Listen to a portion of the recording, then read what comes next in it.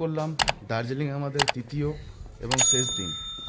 আজকে আমরা সন্ধেবেলায় এখান থেকে বেরিয়ে যাব। তার আগে যাওয়ার আগে যতগুলো স্পট বাকি আছে কিংবা নতুন কিছু স্পট ঘুরবো। তো কালকে আমরা গাড়ি বুক করিনি, আজকে গাড়িটা বুক করতে হবে এখান থেকে। আর সকালবেলা মনে হলো তাড়াতাড়ি ঘুম থেকে উঠে, কালকে তো মহাকাল মন্দিরে গেছিলাম সন্ধেবেলায়, তাহলে আজকে সকালবেলায় বাপিয়া বলছে মহাকাল মন্দির থেকে একবার ঘুরে আসার জন্য। সে কারণেই রুম থেকে বেরিয়ে গেলাম। বেরিয়ে এবার মহাকাল মন্দিরের দিকে যাচ্ছি। ওখানটা ঘুরবো একটুখানি, ঘুরে ফিরে এসে রুম থেকে নিজেদের লাগেজ নিয়ে বেরিয়ে পড়বো গাড়ি নিয়ে। এখান থেকে এই দার্জিলিং থেকে আমরা প্ল্যান করেছি ভায়া মিরিক হয়ে শিলিগুড়ি যাব, কারণ ওই রাস্তাতে অনেকগুলো স্পট আছে যেগুলো ঘুরতে ঘুরতে তাহলে আমরা শিলিগুড়ি পৌঁছে যাব। আমাদের আজকের দিনটাও পুরো কমপ্লিট হয়ে যাবে ঘোরা। সকালবেলা মেলের এই পরিবেশ,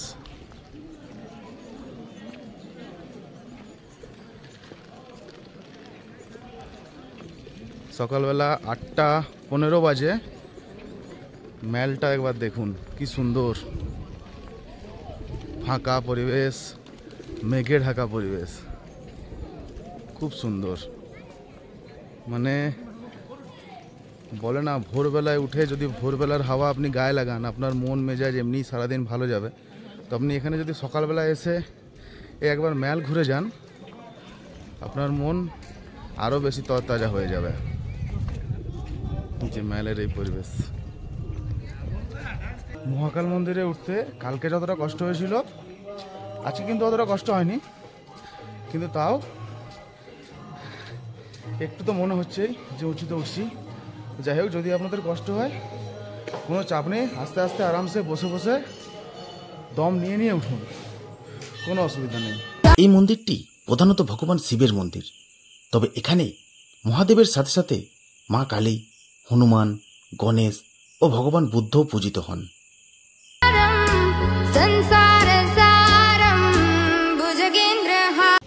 মন্দিরে প্রণাম টনাম করে পুরো মন্দির পরিক্রমা করে নিচ্ছি একবার।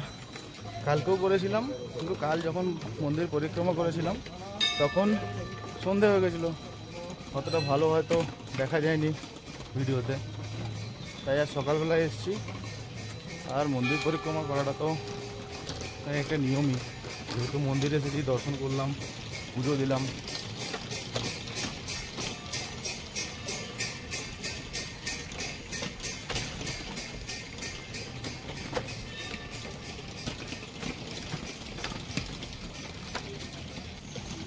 পুরো মন্দিরে ছোট ছোট এরকম শিব মন্দির করা রয়েছে, প্রতিটা শিব মন্দিরে বৌদ্ধচক্র এবং ঘণ্টা, এছাড়াও চারিদিকে পাইন গাছের ছায়া ও আকাশের মেঘেদের খেলায় এই মন্দিরের সৌন্দর্য বিশেষভাবে শোভা পায়।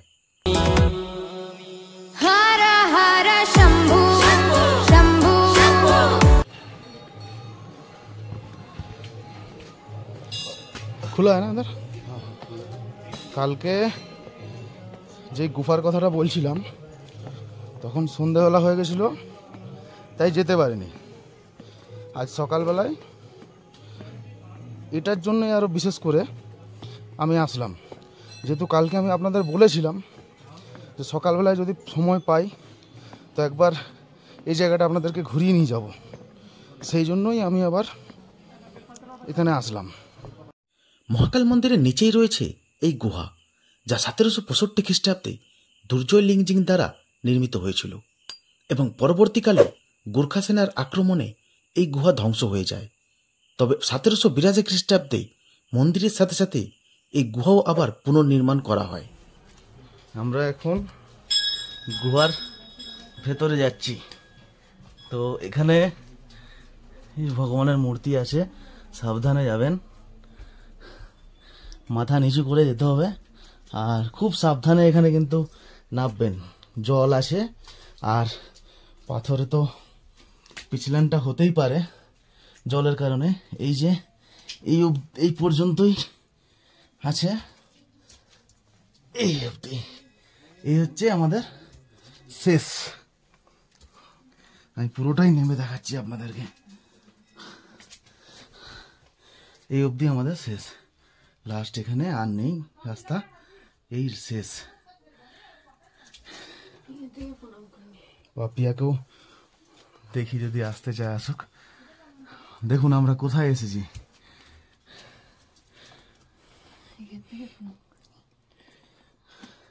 ভেতরটা নামা যাবে, এই তো আস্তে নামো, আমি উঠে যাচ্ছি, আরামসে নামো।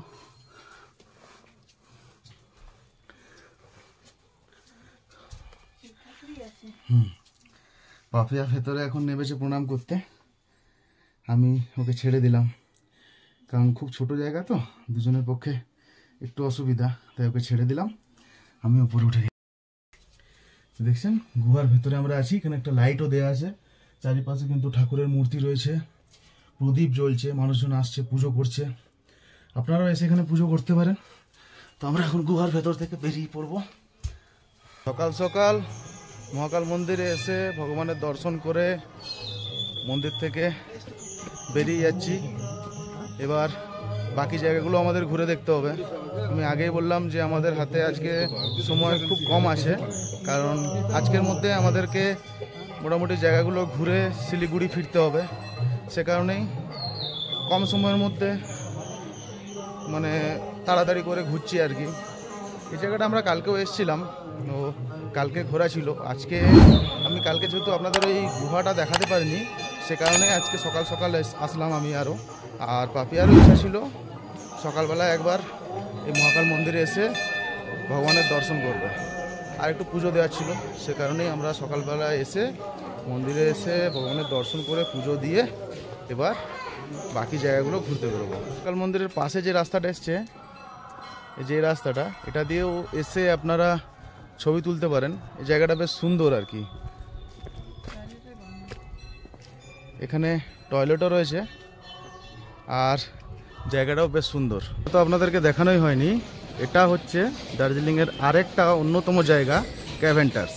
গ্লিনারিসে আমরা খেয়েছি কিন্তু ক্যাভেন্টার্সে আমরা আর খাইনি। এটা হচ্ছে ক্যাভেন্টার্স, এইটা একটা দার্জিলিংয়ের আরেকটা বিখ্যাত হোটেল।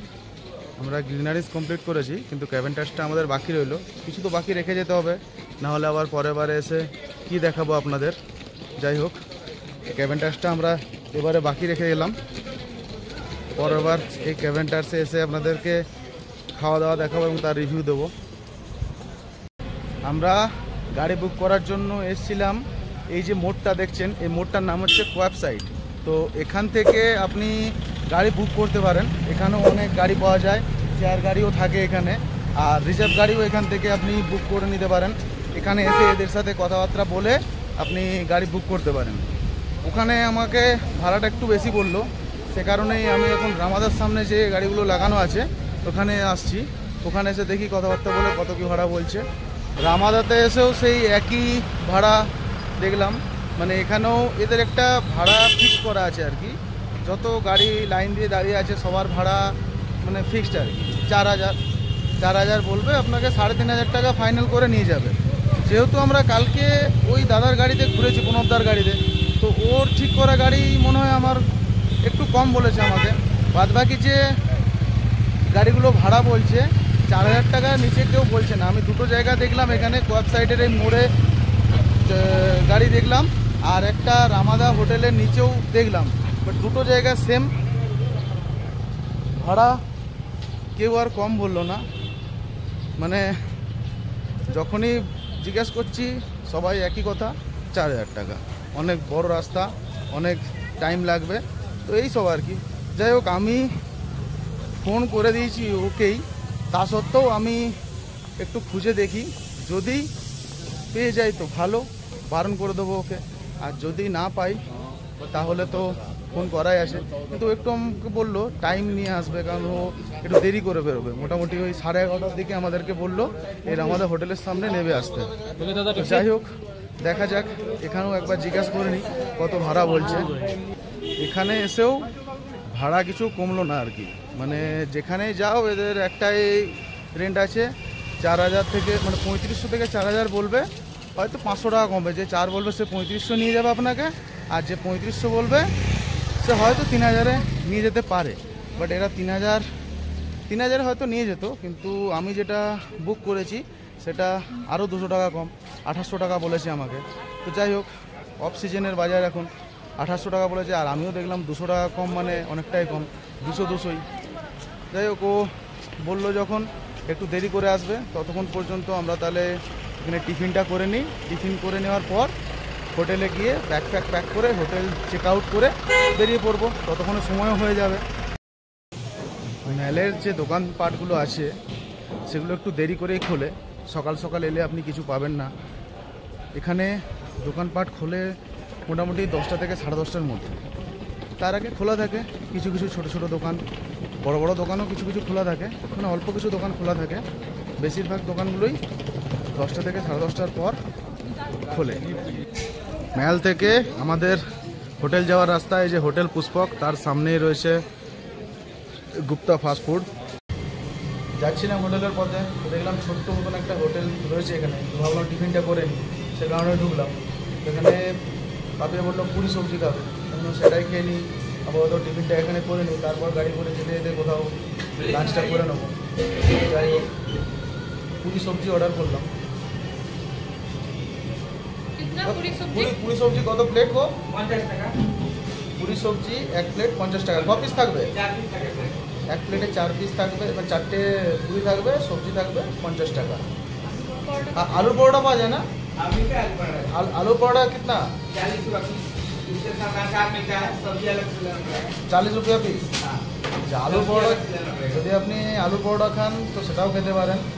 তো আলু পরোটা হচ্ছে 40 টাকা পার পিস, তার সাথে আপনার আচার সবজি এটাও থাকবে। সবজিটা আলাদা কি? আচ্ছা, আলু उसके পরোটা बाद रोटी भी मिलता है 12 बजे के बाद से। 12 बजे के बाद हाँ, से रोटी सब्जी सब मिलता है। এখানে আপনি আসলে আপনার মোটামুটি ব্রেকফাস্টের সব কিছু সরঞ্জাম পেয়ে যাবেন। Gupta fast food. আচ্ছা, গুপ্তা ফাস্টফুড, এই হোটেলটার নাম হচ্ছে গুপ্তা ফাস্টফুড।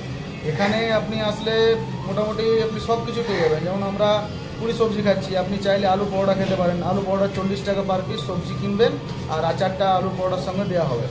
এছাড়াও আপনার রুটিও পেয়ে যাবেন, আর একটু পরের থেকে এরা রুটি বানাবে, তো রুটিটাও এখানে পেয়ে যাবেন। আপনি রুটি খেতে মনে করলে রুটি খেতে পারবেন। রুটির সাথে সবজিটা তো দেবেন নাকি? अलग अलग सब अलग। সবজি আলাদা কিনতে হবে? हाँ।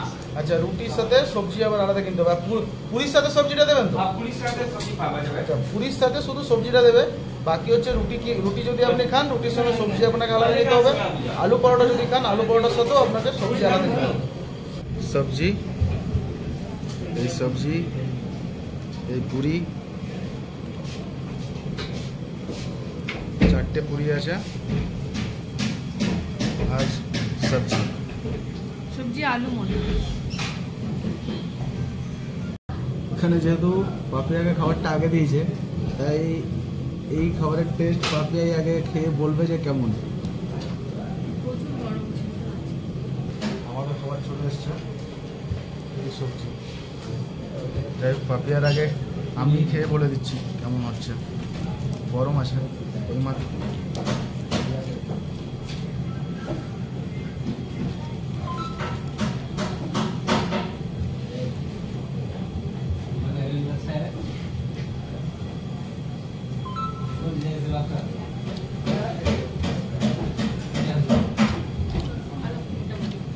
ভালো,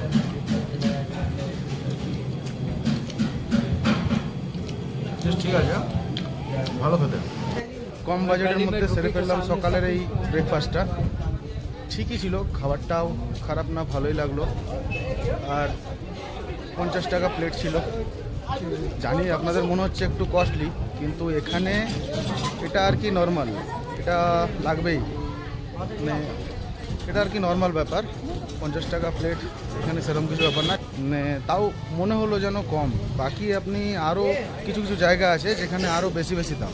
যেমন আমি কালকে মোমো খেলাম মেলে, তো সেখানে আমার নিল 50 টাকা। আবার যখন বাইরে পৌঁছে গেছি, যেমন আপনার হচ্ছে ওই যে HMI হিমালয়ান জুলজিক্যাল যে পার্কটা ছিল, ওখানে গিয়ে মোমো জিজ্ঞেস করলাম, ওখানে বললো 80 টাকা প্লেট। তাহলে এখানে জায়গা অনুযায়ী দাম চেঞ্জ হতে থাকে। মনে হলো জায়গাটা ঠিক আছে, টিফিনটা করে নিলাম দুজনে। ব্যাস, এবার হেঁটে হেঁটে হোটেলের দিকে যাই, ব্যাগ নিয়ে হোটেল চেক আউট করে বেরিয়ে পড়ি। চলে এসেছি হোটেলে। এবার হোটেলের কাজ রয়েছে, যে ব্যাগপত্রগুলো আছে সেগুলো ভালো করে গুছিয়ে নিই। হাতে যদিও টাইম আছে 1 ঘন্টা মতন, 10টা 20 বাজে, 11:30টায় আসবে বললো। আমরা এখান থেকে 11টার সময় বেরিয়ে যাব হোটেল থেকে, কারণ যেতে যেতে একটু টাইম লাগবে, অনেকটা রাস্তা এখান থেকে। সেই রাবাদা যেখানটা আপনাদের দেখালাম, যেখান থেকে ওই গাড়িগুলো পাওয়া যাচ্ছে আর কি, তো ওই পর্যন্ত আমাদেরকে হেঁটে হেঁটে যেতে হবে, কারণ এই সাইডটায় গাড়ি ঢুকতে দেয় না, গাড়ি অ্যালাউ নেই, তাই এদিকটায় হয় না। আপনি যদি ভোরবেলা বেরিয়ে যেতে যান, মানে হয়তো গাড়ি বুক করলেন টাইগার হিল যাওয়ার জন্য, আপনাকে 4টের সময় বেরিয়ে যেতে হবে, তো সেই টাইমে কিন্তু ওরা চলে আসে। তখন কি হয়, এখানটা ফাঁকা থাকে, অত ভিড়ভাড়টা থাকে না, চলে আসে ভোরবেলায় আপনার হোটেলের সামনে থেকে তুলে নিয়ে যাবে। কিন্তু এখন কি হয়, সকাল হয়ে গেছে, পুলিশ চলে এসছে ওখানে, গাড়ি আসতে দেবে না, গাড়ি ওইখান পর্যন্তই গাড়ি আসবে, এদিকটা গাড়ি উঠতে দেয় না। এমনকি কালকে যেটা দেখালাম আপনাদেরকে, বাইক কিন্তু হেঁটে হেঁটে ঠেলে ঠেলে নিয়ে যেতে হচ্ছে, মানে এখানটায় আর কি মানুষজনের পায়ে হেঁটে চলাচলটাই ভালো, তো সেই কারণে গাড়ি আসতে দেয় না। যাই হোক, আমরা এখন ব্যাগ গুছিয়ে নিয়ে হোটেল থেকে বেরিয়ে পড়ি। ব্যাগ গোছাতে একটু টাইম লাগবে, তো ব্যাগ ট্যাগ গুছিয়ে হোটেল থেকে বেরিয়ে তারপর আবার দেখা হচ্ছে আপনাদের সাথে।